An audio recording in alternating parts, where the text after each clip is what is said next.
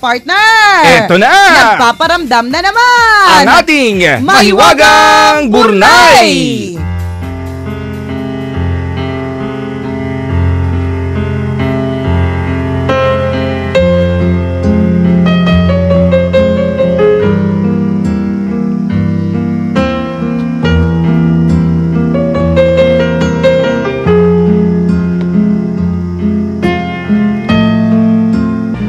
Kasal na dapat si Justin sa kanyang long-time girlfriend nang maganap ang isang madilim na trahedya. Ang babaeng pakakasalan niya ay walang awang pinaslang. Tila gumuho ang mundo ni Justin nang mangyari ang insidente. Matagal na panahon ang binilang bago niya natanggap ang biglaang pagkawala ng pinakamamahal niya. Saksi ang ina ni Justin sa dinaraan ng paghihirap ng kanyang anak. Justin, anak, tulungan mo ang sarili mo na malagpasan ang pagsubok na ito. Mahirap mang gawin, pero kailangan mong tanggapin na wala na si Sarah. Bata ka pa, at marami ka pang pwedeng makilala. Sigurado ako na matutuwa siya kung makikita kanya na muli nang nakangiti sa kabila ng kanyang pagkawala. Paglabanan mo naman ang lungkot mo, anak. Ipagpatuloy mo ang masayang buhay na meron ka noon nung kasama mo pa si Sarah. Sabi ng ina ni Justin. Nang marinig ang payo ng ina, ay pinilit na umahon ni Justin sa pagkakalugmok. Nagdesisyon siya na iwan na ang anino ng nakaraan at nagsimula muling hanapin ang sarili. Makalipas ang ilang taon ay tuluyan nang nakalaya si Justin sa bakas ng kahapon. Yes, ang drama naman ni Justin. Hugot eh. Muli na nakalaya sa bakas ng kahapon. Lalim eh, no? At lalo pang nagliwanag ang kanyang kinabukasan nang makilala niya si Amy. Nang unang makita ni Justin sa isang dating site, dating. Ano dati? Ano ngayon? Makatawa? Hindi pwede magkamali? Malay mo, huli tawa ko na to. Hayaan mo na. Sige na nga. Ikaw na magbasa. Marunong ka eh. Wait lang. Dating site. Sorry po, gutom na ako eh. Nakita ko kasi may estrels eh. Alam mo ba, mayaman lang yung nagkakaroon ng cake na ganyan. Mayaman. Nang unang makita ni Justin sa isang dating site ang larawan ni Amy, ay hindi na siya mapakali. Kinontak niya agad ang dalaga para makilala ito ng husto. Naging regular ang pagchat-chat, pagte-text, at pagtatawagan ng dalawa bago sila nagdesisyong magkita. At sa kanilang unang pagkikita, ay lalong napalapit ang loob nila sa isa't isa. Alam mo, Amy, parang nagkita na tayo eh. Yes. Hindi ko lang matandaan kung saan. Yan. Bola pa more. Sabi ni Justin sa dalaga. Ano ba yan? Pareho pala tayo ng nararamdaman.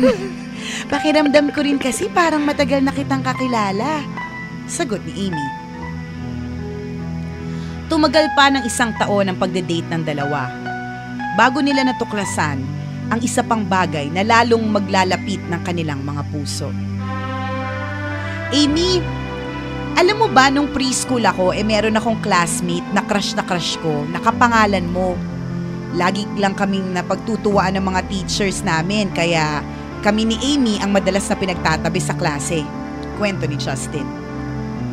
Well, hindi ako yung Amy na tinutukoy mo, kaya ayoko nang makarinig ng kahit anong kwento tungkol sa kanya. Nagsiselos lang ako. Arte-arte. Maarte agad ng ganon? Pabirong sabi ni Amy. Teka, Amy, saan ka ba nag-aral nung preschool ka? Tanong ni Justin. Sa Sunshine Preschool, Florida. Sagot ni Amy. No joke. Nagbibiro ka ba? Diyan din ako nag-aral eh. Hindi kaya ikaw? At si Amy nakaklase ko noon ay iisa? Yes! Woo! Destiny pa more! Sabi ni Justin. Dahil dito, ay sinubukang maghagilap ni Justin ng mga lumang litrato nang siya'y nag-aaral pa. At sa mga album na inaitatago ng kanyang ina, ay nakita ni Justin ang isang litrato na kasama niya ang childhood sweetheart.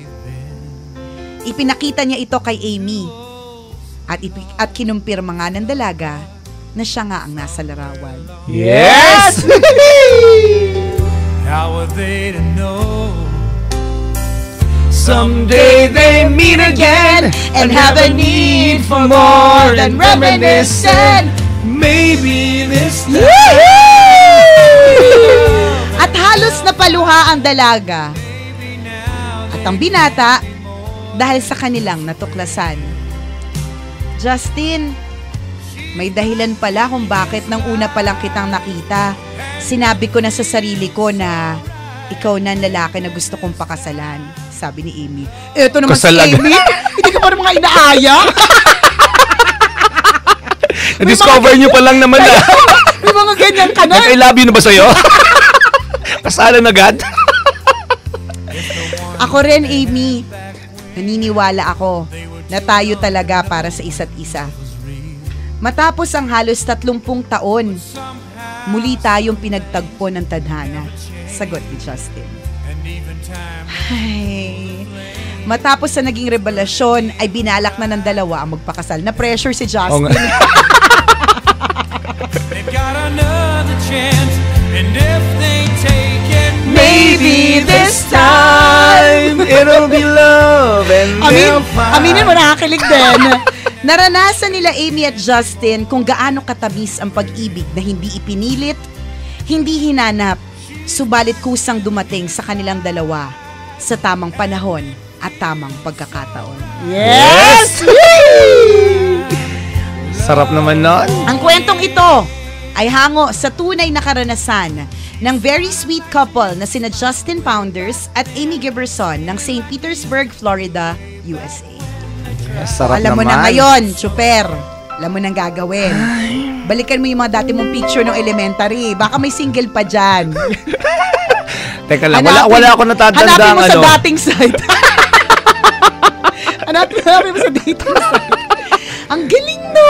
Posible, oo nga, no, isa sa paraan yan. Sabi nga, don't look for love, it finds you. Totoo, ako naniniwala ako doon, Ayan partner. ka na naman. Pero pag 36 ka na, Ano, friend? friend?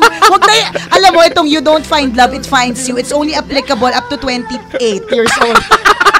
Pag lumagpas ka na, ganun ba sinasabi nun? Ako naniniwala, pinangahawakan ko talaga yung kasabihang yan. Ay, sige. Nakusan darating yan, hindi dapat hinahanap ang diba? pag-ibig. Ano sabi na mahiwagang Burnay sa dulo ng kwento, di ba? Naranasan nila Amy at Justin kung gaano katamis ang pag-ibig na hindi pinilit, hindi hinanap. Tama. Subalit kusang dumating sa kanilang dalawa sa tamang panahon at tamang pagkakataon. Parang Aldab. Tama. Di ba? Hindi yung pilit eh. Nagsimula lang sa ano yun, di ba? Sa isang tuksuhan. Sa isang tuksuhan at isang pagpan ng camera. Correct. Di ba? Hindi sinasadya. Pero diba? kasi partner, si Alden may itsura. Kala mo ha? Kasi kahapon, alam mo ba pagdating sa usapang pag-ibig, wala ka nalaman ng itsura. Akala mo lang yun. Pero sa bagay, may pera ka. At dahil may pera ka, may itsura ka na din. Alam mo ha? Huwag ganyan, baka maraming mamasko sa akin. Ay, oo nga pala, Pasko na. Ay, wala pong pera si Chuper. Huwag kayo mamasko wala pa nagbabayad po ako ng utang. Bago po sa kanya hulugan, huwag po kayo mamamasko. Ang galing, no? Sa mundo talaga ng pag-ibig ang, di ba, ako naniniwala talaga ako dyan. Na meron at meron. Lahat ng kaldero ay may nakalang takip. Correct. Partner, kasi ikaw hindi ka nagmamadali. Ako, kala ko parang hindi ka kasi kaldero. Chupon ka, Palayo chupon. ka. Kasi alam mo, partner, ako, 22 years old pa lang ako noon. Nagmamadali na ako ikasal. Alam na this. Kasi parang gusto ko talaga maging may bahay, mga ganun, diba? Pero parang hindi siya binigay sa akin until I was 30. Kasi hindi pa tamang panahon. Kasi hindi pa tamang panahon. Talagang paulit-ulit yung pag bagong break ako. Sabi ko, bakit naman ka naghiwalay? Tapos laging sinasabi sa akin ng nanay ko, hindi yan. Correct. Meron yan. Tama. Lahat ng kaldero may nakalang takip. Diba? Maging kaldero ka kasi. Diba? Pero sabi niya, Tapos lagyan mo ng bigas sa sarili mo. Tapos mamaya magsasaing na tayo. para legit. Kaldero ka na nga. Diba? Pero alam mo, partner, pinanghawakan ko yun eh. Mm. Yung sabi na nanay ko na lahat ng kaldero may nakalaang takip. Meron yan. Siguro Totoo. yung mga iba, talagang dumating lang sa buhay mo para saktan ka for you to learn. Yes, Correct. Hugot. For you to learn something, may mga iba na dumating na sa buhay mo para maka-experience ka na masarap, di ba? Mga ganon. Totoo yan. Pero kung hindi pa talaga siya, kasi hindi pa napapanahon. Yun yung lagi nating panghawakan doon sa mga single, di ba? Na meron yan. Kung ang vocation mo ay nasa married life at yun talaga yung blueprint na inihanda ni Lord para sa'yo, walang rason para hindi mo mahanap. Hindi man ngayon, pero sa tamang Panahon. Lahat ng sinabi mo, partner, pinaniniwalaan ko. Huwag tayo Naman. nagmamadali, mga kaibigan. Ayan na. Sa Sige. tamang panahon, kung talagang ukol, di bubukol. Correct. Kung hindi pa nauukol, hindi pa bubukol. Tama. Diba? Maraming salamat, Mahiwagang Burnay, sa isa na namang napakagandang kwento ngayong araw na ito. Ang mga kwento ng Mahiwagang Burnay ay mababasa nyo po sa aming Facebook fan page. I-search nyo lang po, Tambalan! Like, share ng share, mga kaibigan, para marami rin na ma-inspire sa kwento ni Mahiwagang Yung Burnay. Mahiwagang Burnay po natin, i-text nyo yung mga kaibigan nyo na love story ngayon, ha? Maraming salamat sa inyo, mga kabisyo. Sa pagtutok, and thank you for making Love Radio always Your number one FM radio station. At habang nariyan kayo, mga kabisyo, ang tambalan, walang kalaban. Number one pa more. Ako po si Nicole Yala. At ako naman si Cambio King Chris Chuper. Na nagpapaalala, Wala. maiyak kasi. Alam mo, nadidistract ako, naiyak kasi naniningil ng utang. Huwag ka, nagtatrabaho kami dito. Mamaya nang singilin ng utang. Mamaya na, ikaw singil ka ng singil eh. Take two! Walang matatag na relasyon sa malanding may determinasyon. Yun!